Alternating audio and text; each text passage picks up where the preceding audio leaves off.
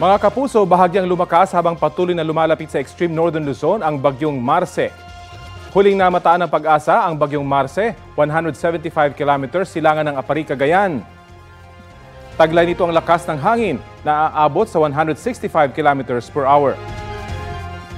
Nakataas po ang Tropical Cyclone Wind Signal number 4 sa northern portion ng mainland Cagayan, kasama na ang Babuyan Islands, northeastern portion ng Apayao at northern portion ng Ilocos Norte. Signal number 3 naman sa Batanes, nalalabing bahagi ng Cagayan at ng Apayao, nalalabing bahagi ng Ilocos Norte, northern portion ng Abra at northern portion ng Ilocos Sur. Signal number 2 ang northern at central portions ng Isabela, nalalabing bahagi ng Abra, buong Caliga, Mountain Province, northern portion ng Ifugao, northern portion ng Benguet, nalalabing bahagi ng Ilocos Sur at northern portion ng La Union. Wind signal number 1 naman sa nalalabing bahagi ng La Union, Pangasinan, nalalabing bahagi ng Ifugao at ng Benguet, nalalabing bahagi ng Isabela, buong Quirino, Nueva Vizcaya, northern at central portions ng Aurora, northern portion ng Nueva Ecija at northern portion ng Zambales. Tutukan po dito sa Balitang Hali ang 11 AM Bulletin kaugnay sa bagyong Marce at ang bagong listahan ng mga lugar na may wind signal. Mamayang hapon hanggang madaling araw bukas, posibleng lumapit o maglandfall ang bagyo sa Babuyan Islands o sa northern portion ng mainland Cagayan.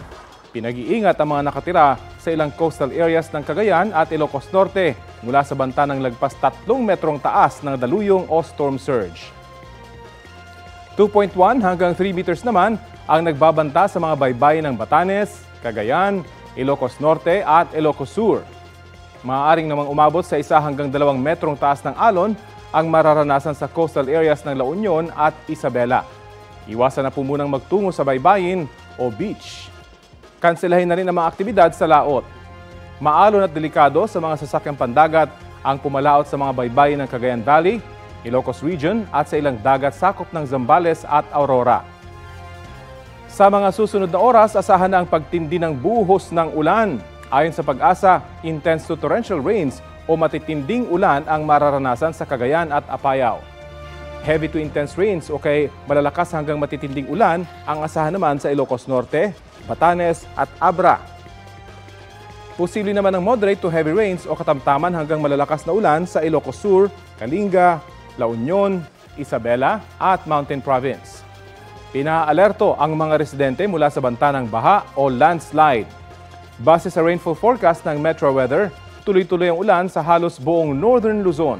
Asahan ng intense to torrential rains. Uulanin din ang ilan pang bahagi ng bansa dulot ng trough o extension ng bagyo o kaya naman ay bunsod ng mga local thunderstorm.